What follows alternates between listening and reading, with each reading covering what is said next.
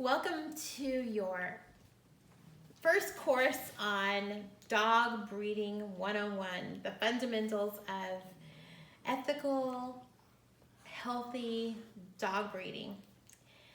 As you can see, and you know, I am a Cavalier King Charles Spaniel lover and breeder. And we have Faithy right here, Mercy, and Hopi.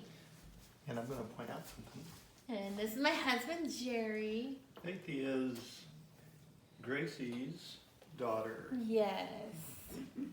Yeah, I have 4 things I want to share with you today in the very first course. And we're going to build on each one of these. So take notes, and as soon as you're done with that homework, let me know. I'm going to get the second blog out, and I'm going to get that to you as soon as possible. So I'm going to be looking down because I took some notes. I hope you're taking notes, and I hope that this will just spur on lots of brainstorming and ideas. So if I don't cover something that you think is really important, I'm going to be very clear. I'm going to write down at the bottom of this video exactly if there's links to share or whatever. I just want to make it super easy for you. So first of all, remember that you, in whatever process you are, whatever part of this dog breeding part you're at, someone's going to come to you one day, just like you're coming to me. And so I want to give you the information so that you can multiply yourself. When you got your dog, your puppy, whatever age, you were looking for an ethical breeder. You were looking for somebody that was up to par, had done all their homework. That's what people are looking at for you.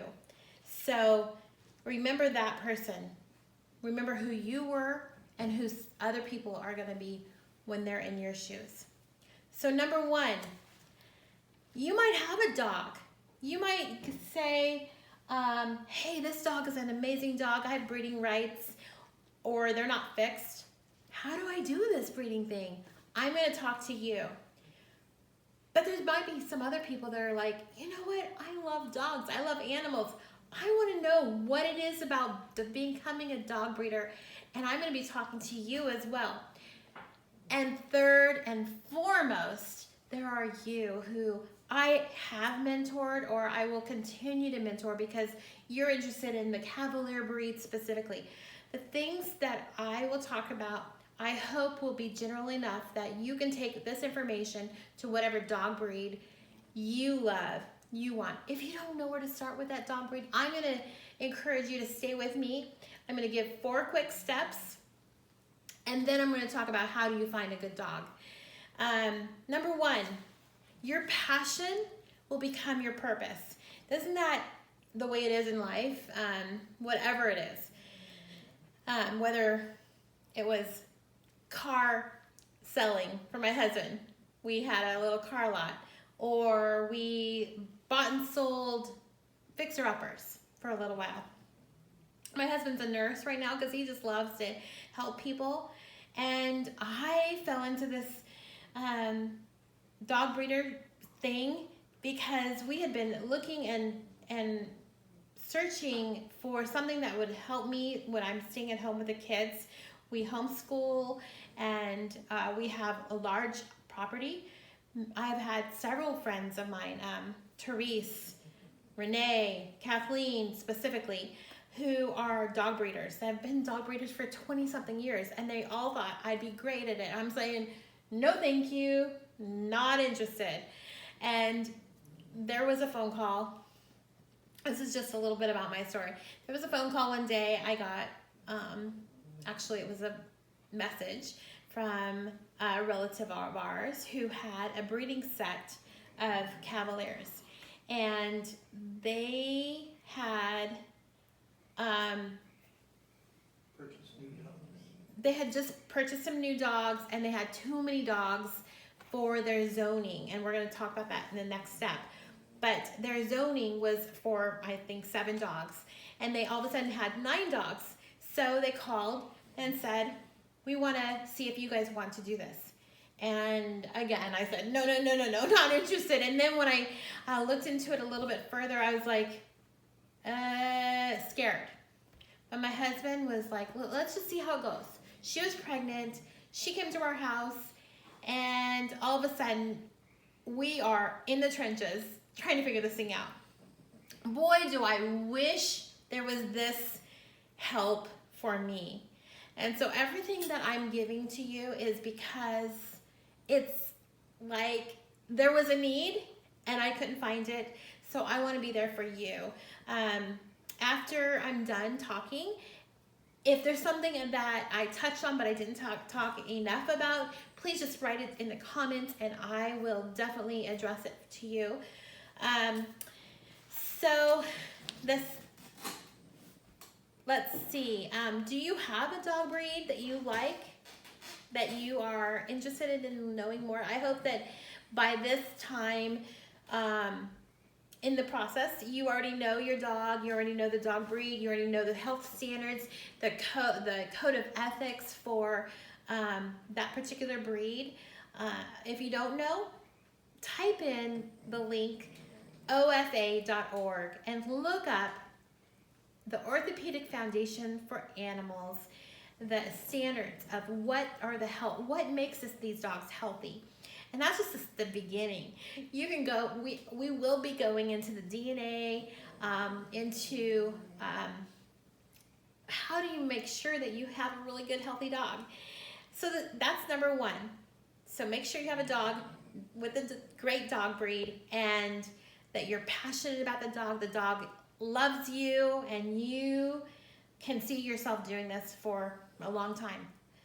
Number two, check out your area's laws.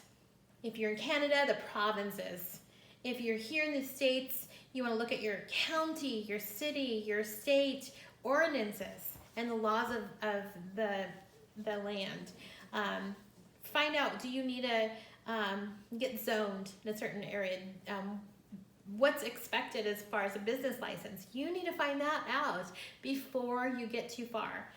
You want to make sure that you are doing everything above board. Speaking of which, so of course, a lot of people are in the city. So of course, in the city, you are limited. How many dogs can you have in your house, in your property? You don't want to be a nuisance to your neighbors, so you make sure you check that out first.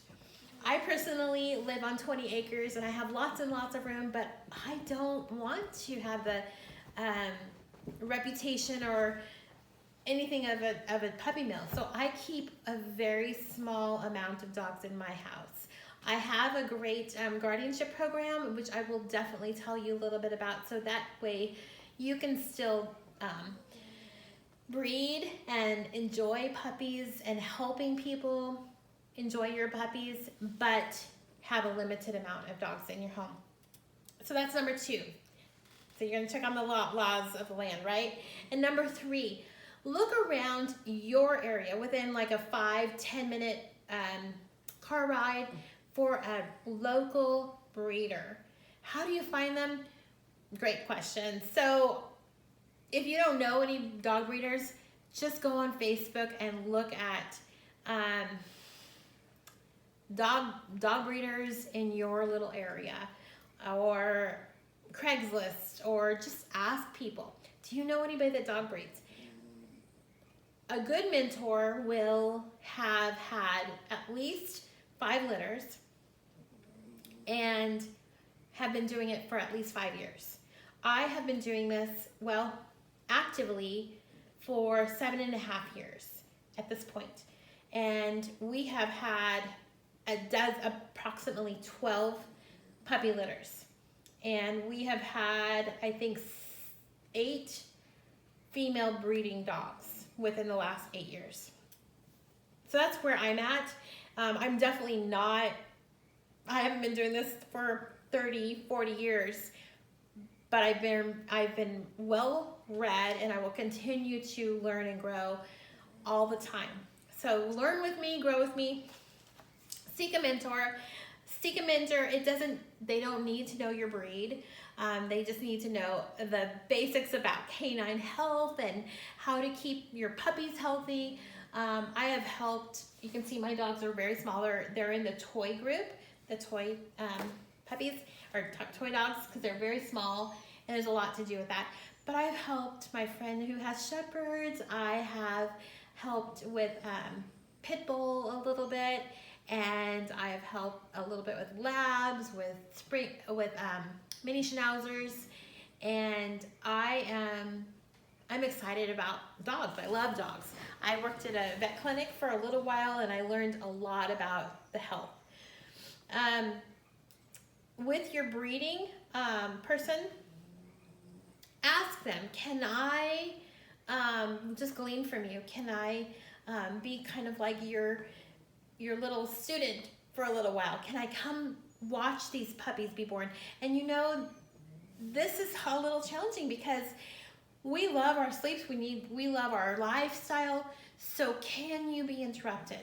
Because puppies and dogs who are pregnant and whelping their litter take 1,000% of your time. They're usually born in the middle of the night. 3 o'clock to 7 o'clock a.m. is the majority of my puppies, at least. So definitely you need to be able to be inconvenienced. My bed is going to be out here in the living room, and I get up many times in the night after that critical time. So are you willing to do that? And the number 4 is how much money, expendable money, do you have to invest in this litter of puppies you're wanting? If it's going to become a business, you know, in order to make money, you have to be able to put money into your business, whatever you're talking about. So how much do you have? We have, well, first of all, I have to tell you a little bit how we started. And just so you know that this is a lot like many companies. It's something that you start, the foundation has to be secure and really stable so that you can have something to grow on. And I knew that, my husband knew that. So we took a good 3 years of just getting to know the dogs, the breed, the health, and we just started investing back into the dogs, and it took probably 3 years to really feel comfortable, like we're going somewhere with this this part of our life. And honestly, we've probably spent, well, the first 3 to 5 years we spent $50,000 on building our business, between the kennels, the whelping boxes, all the puppy supplies. There's a lot that goes into it. And hopefully, if you're like us, we want to invest so that we can have a long residual growth and stability. So write that down. Do you have a dream board? Do you have goals? If you don't, I just encourage you to start being creative about, where do I want to go with this? How much time do I want to spend with it? I just talked to somebody last night who purchased a breeding dog, and she got breeding rights, and the dog is 3.5 years old.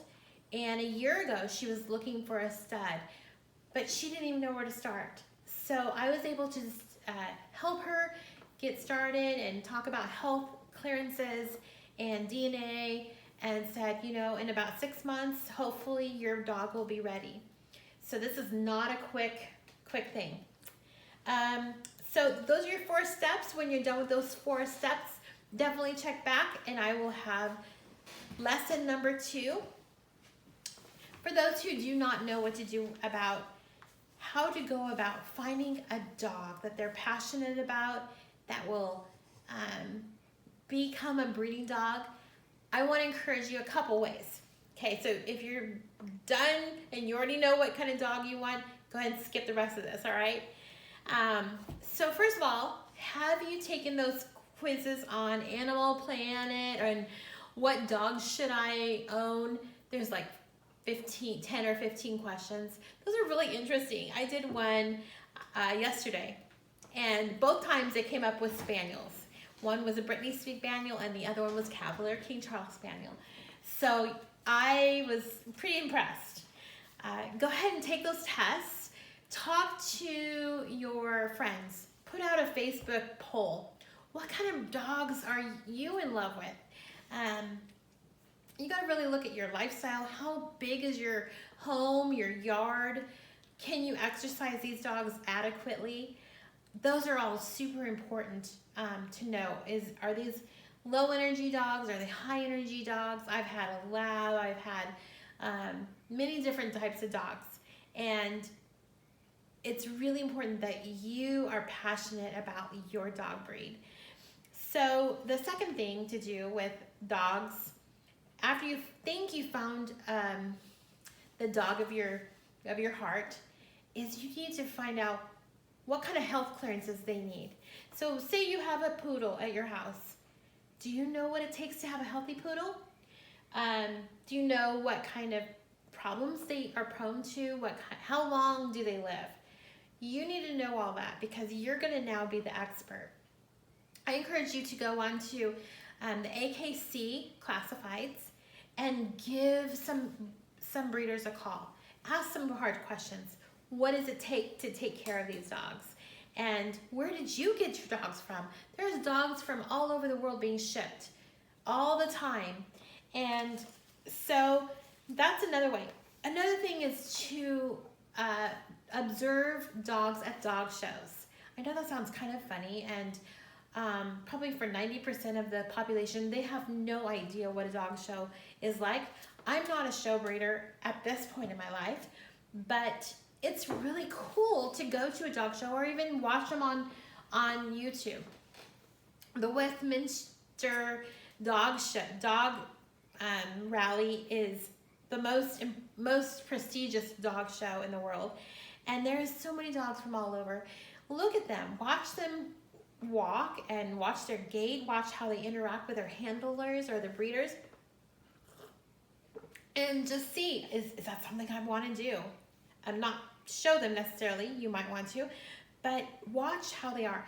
And I like going to dog shows because that's when you can talk to people about their dogs.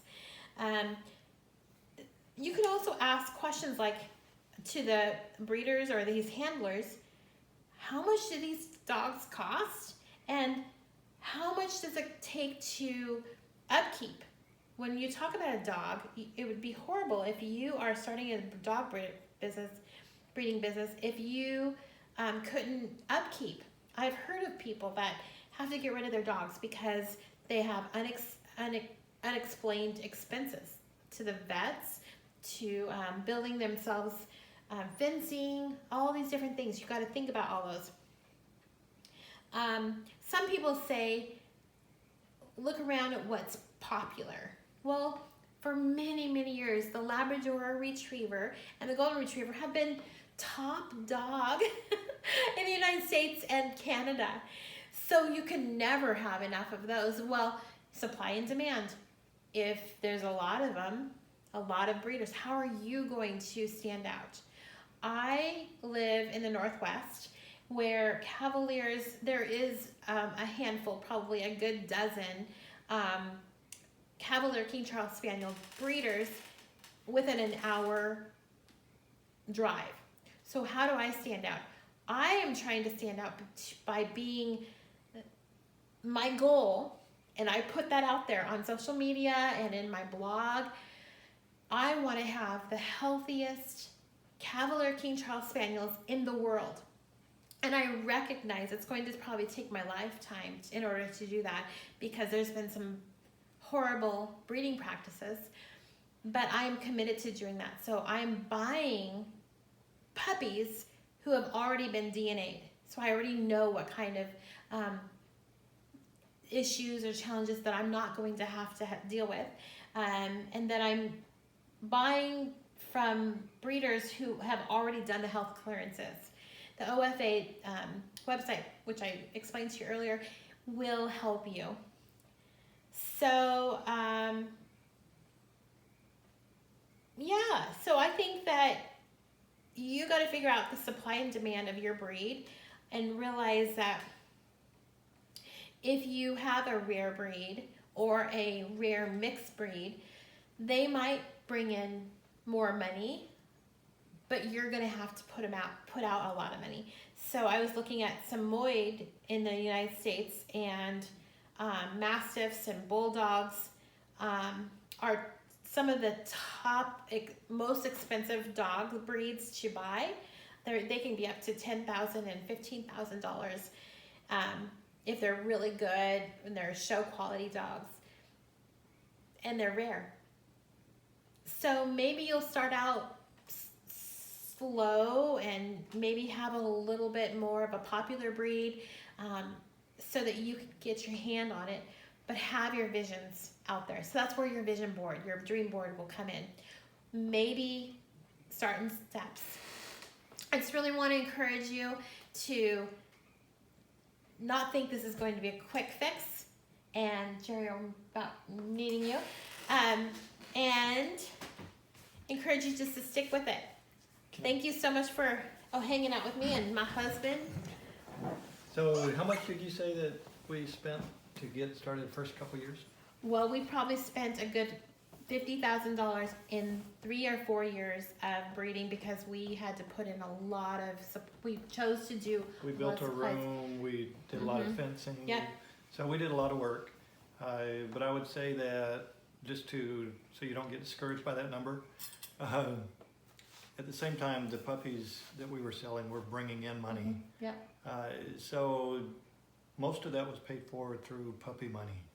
So it wasn't an additional expense of $50,000 out of our normal household budget. It was taking money that the puppies were creating so that we were able to use that money to do the upgrades and investing and so forth. So I just wanted to clarify that point. That's great. It sounded kind of scary, that big Yeah. number, and like, oh no, we can't afford to do this. Let's That's stop. a good point. Yeah. And to remember that there is the health test, but all of those are little bits. And I was just want to remind you that we grow incrementally, slowly and strong. We want your foundation to be strong. And thank you for being here and watching us.